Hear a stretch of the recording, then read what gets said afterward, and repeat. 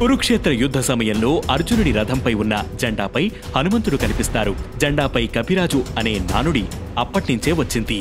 అసలు త్రేతాయుగంలో ఉన్న హనుమంతుడు ద్వాపర యుగంలో ఎలా వచ్చాడు?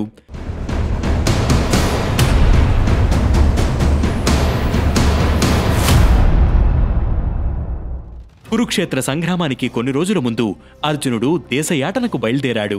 అన్ని పుణ్యక్షేత్రాలు తిరుగుతూ రామేశ్వరానికి చేరుకున్నాడు. అక్కడ రాములవారు ప్రతిష్ఠించిన రామలింగేశ్వర స్వామిని దర్శించుకుని సముద్ర తీరం వైపు వెళ్లగా రామసేతు కనిపించింది. అప్పుడే అర్జునుడికి ఒక ధర్మ సందేహం వచ్చింది. రాములవారికి గొప్ప శక్తి ఉంది. విలువిద్యలో ఆయనను మించినవారు లేరు. అలాంటి రాములవారు ఆనాడు రామసేతును విల్లులతో ఎందుకు నిర్మించలేదు? కోతుల సహాయం ఎందుకు తీసుకున్నాడు అని సందేహించాడు. ఈ సందేహం గురించి అర్జునుడు మనసులో ఇలా అనుకున్నాడో లేదో ధ్యానంలో ఉన్న హనుమకు ఆ విషయం తెలిసింది.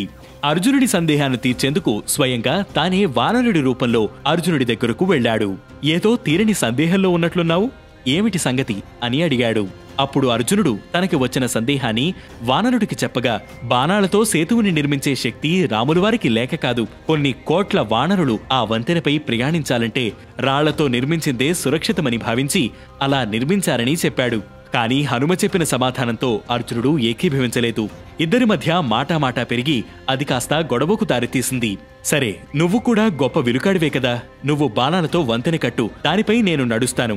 నా బరువుకి వంతెన నిలిస్తే నేను ఓడినట్లు, లేదంటే నువ్వు నీ ఓటమిని అంగీకరిస్తావా అని హనుమంతుడు అర్జునుడికి సవాలు విసిరాడు.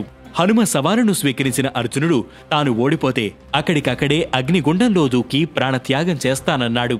తన బాణాలతో శరవంతెనను నిర్మించాడు. ఆ వంతెనపై వానర రూపంలో ఉన్న హనుమ శ్రీరాముణ్ణి తలచి అడుగు పెట్టగానే కూలిపోయింది. ఆ విలువిద్యలో నిర్మించిన వంతెన ముక్కలవ్వడంతో విస్తుపోయిన అర్జునుడు ప్రాణత్యాగానికి సిద్ధపడ్డాడు. ఇంతలో అక్కడికి శ్రీకృష్ణుడు బ్రాహ్మణుడి రూపంలో వచ్చి అర్జునుణ్ణి అడ్డుకుని జరిగిన విషయం గురించి తెలుసుకుంటాడు. న్యాయ నిర్ణేత లేకుండా జరిగిన పోటీనే కాదని చెప్పి మళ్లీ తన ఆధ్వర్యంలో పోటీ నిర్వహించాలని, ఎవరు గెలిచారో తాను చెప్తానన్నాడు. శ్రీకృష్ణుని తలుచుకుని అర్జునుడు మళ్లీ శరవంతెనను నిర్మించగా రాముణ్ణి తలుచుకుని ఆంజనేయుడు ఆ వంతెనపై నడిచాడు. ఈసారి వంతెనకు ఏమీ కాలేదు. ఆంజనేయుడు కుప్పిగంతులు వేసినా చెక్కు చెదరలేదు. అది చూసిన అర్జునుడు, ఆంజనేయుడు ఏదో అద్భుతం జరిగిందని అర్థం చేసుకున్నారు. ఇద్దరిలోనూ తాను గొప్పంటే తాను గొప్ప అన్న అహంభావం పోయాక శ్రీకృష్ణుడు తన రూపంలో సాక్షాత్కరిస్తాడు. త్రేతాయుగంలో రామావతారంలో ఉన్నప్పుడు సేవించిన హనుమను ద్వాపరయుగంలో కృష్ణావతారంలో ఉన్న తనకు తోడుగా నిలిచిన అర్జునుణ్ణి స్నేహ బంధంతో కలిపాడు శ్రీకృష్ణుడు. ఇది జరిగిన కొద్ది రోజులకే కురుక్షేత్ర సంగ్రామం జరిగింది.